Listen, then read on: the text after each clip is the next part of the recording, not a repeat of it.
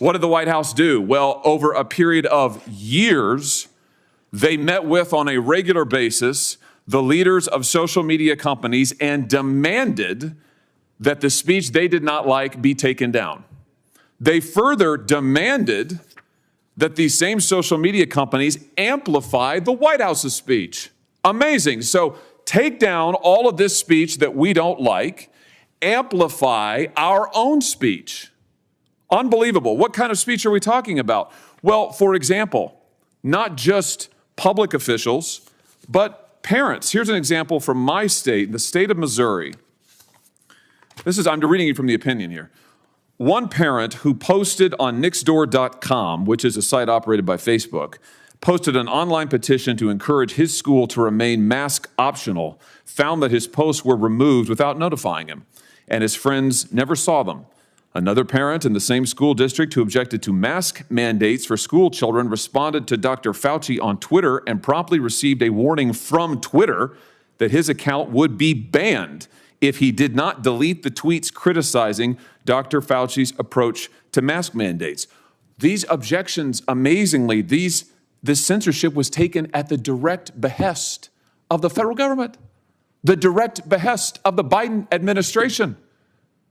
Professor Knox, is this a violation of the First Amendment?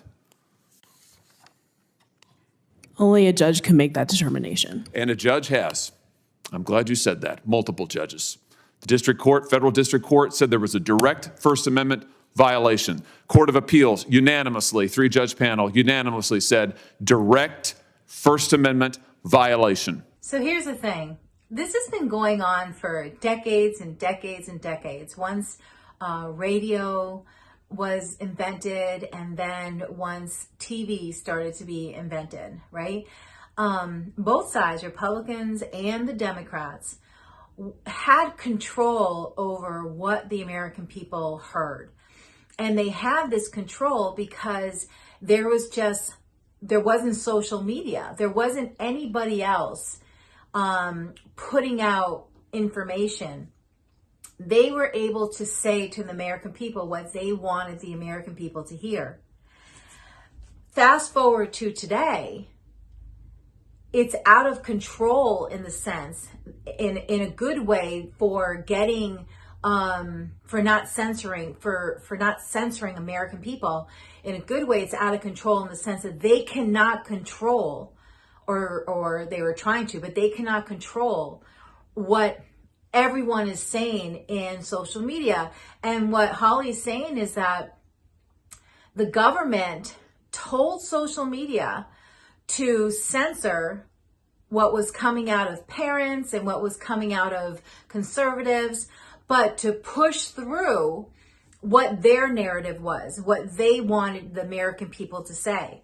So where parents and conservatives were posting their opinion, their facts, on social media, and they thought their information was getting out there to the people who they wanted to reach, it wasn't, because the government told the social media companies to stop that from going out without even notifying the people in the account who own the accounts. Most times they would not even notify them. They would just black out the reach of their post. But they worked with the social media companies to push out their narrative. That is just disgraceful. And I'm so glad they caught it. I'm glad they caught it. Now I hope it doesn't ever happen again, or I hope it stops or someone gets held accountable, because this is huge. We should be allowed to get what we want said out there. Just because they don't agree with our facts or our opinion does not make it not true.